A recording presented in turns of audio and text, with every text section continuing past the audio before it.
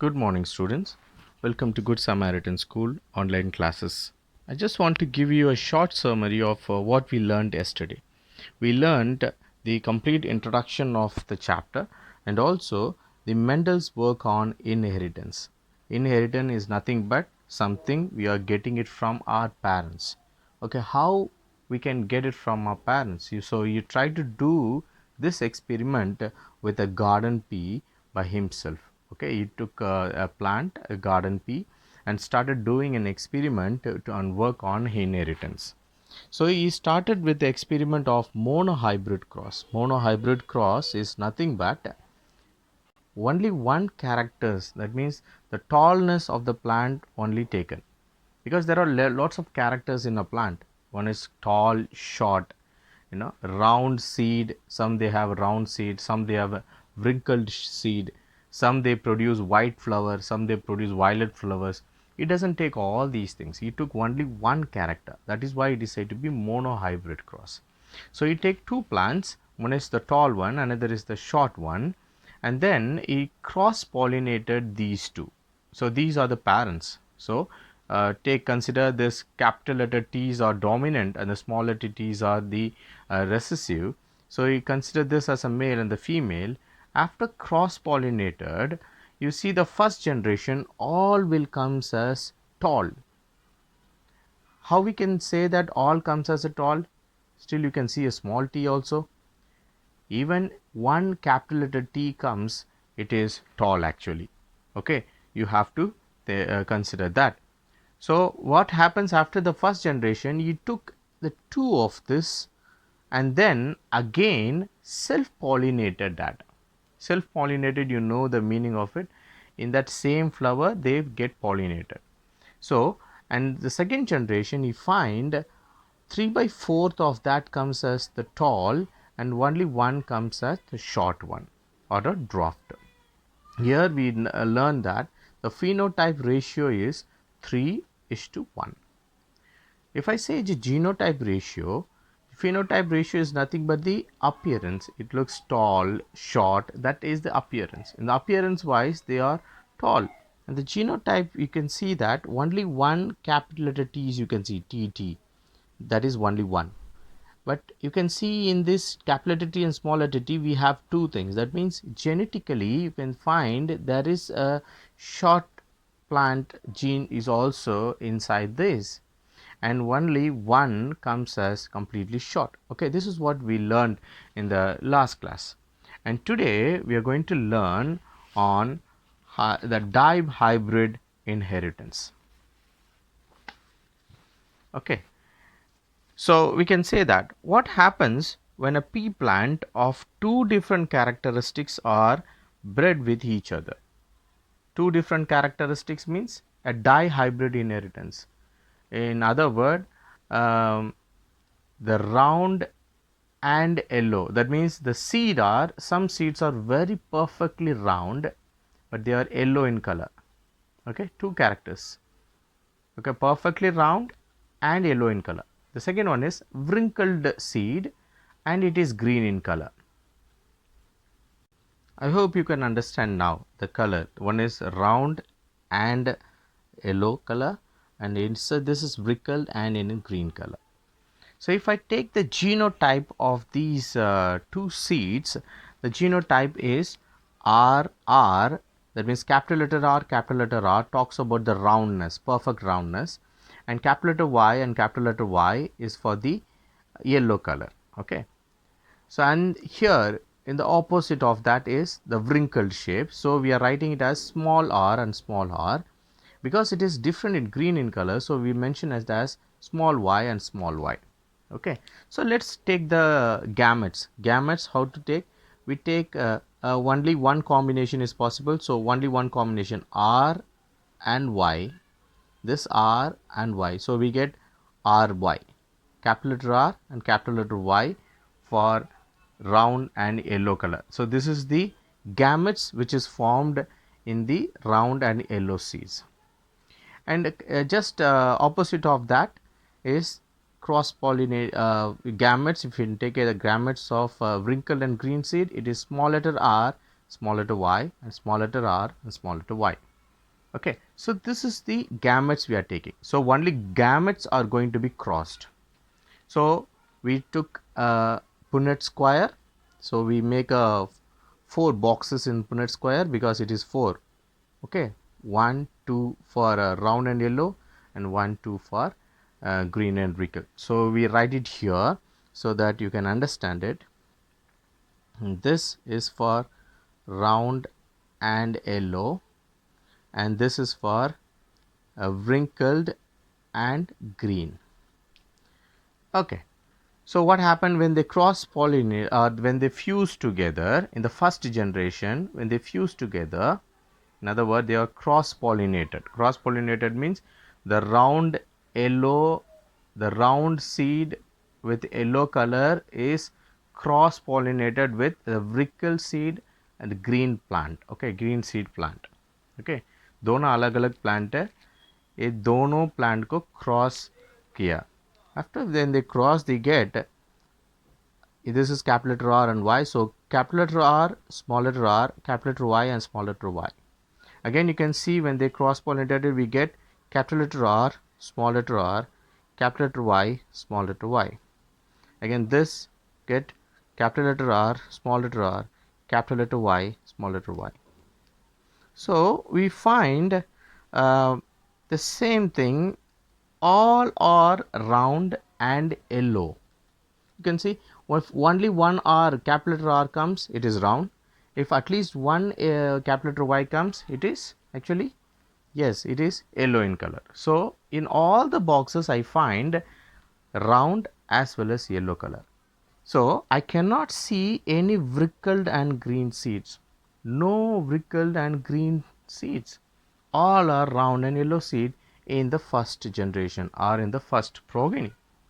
So let's do with, now we are getting this. Okay, we take 2 of this, R, capital letter R, small letter y, R, capital letter Y, small letter y. Okay, round and yellow, round and yellow. I'm going to take 2 plants of the same variety which is formed from the first generation, and these 2 are going to be self pollinated. Okay, and these are what? Yes, these are their genotype. Okay, what happens after they both are going to get cross pollinated, self pollinated? We are going to get, these are the things we are going to get. So these are the colors they are identified. One is round and yellow color, a majority dominant character, and the second thing we are going to get, some of them are round and green also, and also wrinkled yellow and also wrinkled green we are getting. So what he did is he took 556 plants, and out of 556 plants he identified 315 comes as round and yellow, 108 comes as round and green, and 101 comes as wrinkled and yellow, and only 32 get wrinkled green. So he tried to take a ratio of that, and he's identified it comes 9:3:3:1. So this is what the ratio he was getting. That means the phenotypic ratio he was getting. Okay, let's continue this, how it forms. Okay, think that this is what that round seed, round and yellow seed, and the genotype we already learned, it is capital letter R, small letter r, capital letter Y, small letter y. Where it comes from? It comes from here. Okay, so I'm going to write it here. Okay, and this, as I told you before, only 2 combination is possible before. Okay, but here we can make 2 more combinations. So here we can find R and Y, they combine capital letter R and capital letter Y, and this capital letter R itself combined with the capital letter, small letter y, so it becomes capital letter R, small letter y, and here small letter R combines with capital letter Y, so we get small letter R, capital letter Y, and also one more, small letter R combines with small letter y, so we will be getting small letter R with small letter y.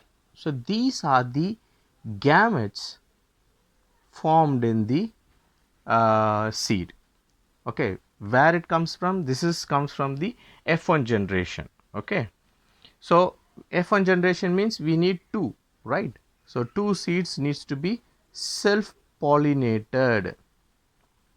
So we need one more. So we can write it here, a perfect round and yellow seed, and this also have a genotype or a gamete as capital Y. So again we are going to do the same. So from both these round and yellow seed genotype, we are getting these are the gametes. So what we do, first we will write it here. For this plant we write it here. So I have already written. So RY, capital letter R and capital letter Y, capital letter R and small letter y, small letter R and capital letter Y, small letter R and small letter y. So same here also we are going to write it here. So R Y R Y R Y and R Y. So I hope you can understand the difference between the capital letter R and the capital letter Y. This is very, very important. Okay, now these both are going to be fused together. Okay, as I told you, they both are going to be self-pollinated. How they get pollinated? R, capital letter R, capital letter R, capital letter R, capital letter Y and capital letter Y, they combine to form R R Y Y. Clear? And then I hope you can understand it, and the rest we are going to do by ourselves. Capital letter R, okay, these two R, small letter capital letter Y, small letter Y, these two, capital letter R, small letter R, capital letter Y, capital letter Y, this two, capital letter R, small letter R, capital letter Y, small letter Y. Okay, can we fill all these things? Will you do that? So it looks like this. Okay, so as I told you, if one capital letter R comes, then it is round exactly, and one, at least one capital letter Y comes, it is yellow, right? So if I do like that, I can see these are the things I find round and yellow. So this will be round and yellow, this will be round and yellow, capital letter R, at least one capital letter R. This is also round and yellow, this is also round and yellow, this is also round and yellow. Check it once, all these things. Okay, this is also round and yellow, but here you can see two capital letter R's round, but two small letter Y, so this cannot be round and yellow. So what it going to be? Yes, it is going to be round. 2y, small letter y represents green in color, right? Okay, so I am not going to tick this. So this is capital letter R, this is going to be round, but 2 small letter y, it means green in color. Okay, here this is going to be round and yellow, this is going to be round and yellow. Then is there anything here? Nothing. And here round and yellow. Okay, and nothing here. So if I count all the round and yellows, it comes totally 9. 1, 2, 3, 4, 5, 6, 7, 8, 9. Right? So all the round and yellow color is completely dominant. I find that 9 number, it comes as round and yellow. Okay, let's see how many comes as round and green. So at least for round and green, at least one capital letter R should be there and two small letter Y must be there. So what we did, we can check it once. One at least capital letter R and two small y hona chahiye. So here one capital letter R, so I put round here so that it is different, round and green, and here round and green, and then here round and green. And is there anything else we find round and green? Yes, no. So we find that, and these three comes as round and green. Okay, so these three comes as round and green. Okay, what are the exceptional things I find here? I find 1, 2, 3, 4, and what they are looks like. If 2R, small letter R comes, it is wrinkled, and at least one capital letter comes, as I told you, why? It is yellow in color. So let's see here, 2 small letter R, it means it is wrinkled, and here 2 capital letter Y, that means they are yellow in color. So I am going to put a del symbol so that it will be different for you to understand, and 2 small letter R and Y, and 2 small letter R, 1 capital letter Y. So it means these 3 are yellow in color. So this is also yellow in color, so I am not going to differentiate between them. So I am going to put a cross here so that they also, yes, wrinkled and yellow, right? And only one I can see, that means the 2 small letter R and 2 small letter Y, it talks about both they are wrinkled and green. So out of these boxes I find 9 comes as round and yellow, 3 comes as round and green, 3 comes as wrinkled and yellow, and only 1 comes as wrinkled and green. So this is the ratio which is from the phenotypic ratio is, I can write it as, the phenotypic ratio is 9:3:3:1. So how do these triads get expressed? Let's see how do triads get expressed as characteristics, how it forms the characteristics, how they form a tall character, and what is the reason for that, and what is the reason for becoming a dwarfed, and what is the reason for showing a round sheet, and what is the reason for forming a wrinkled sheet. The main thing is the cellular DNA. That means cellular DNA is nothing but the information source for making proteins in the cell. So this is what the cellular DNA is doing. Okay, so how does the mechanism of heredity works? It works on cellular DNA, and it is the information source for making proteins in the cell. Okay, a section of DNA that provides information for one protein is called gene. Okay, so for genes for that protein, so the one which is very important and which is providing some information for protein is said to be genes. Okay, that is what we learned in the starting topic itself. You know that protein controls the characteristics in the plant. So the proteins are very important. For example, consider a tall plant. Why the plant is tall? Because plants have hormones to trigger the growth. Some plants, you can see that if they have a sufficient amount of that hormones, then the plant grows very tall. Okay, that is what that you can see in your book also. The amount of the plant hormones made will depend on the efficiency of the process for making it. Consider now a protein that is important for this process. If this protein works efficiently, a lot of hormones will be made and the plant will be tall. On the opposite side, you can see that if the genes for the protein has an alteration that makes the protein very less efficient, okay, the amount of hormone will be less. Then what happened? The plant will become short.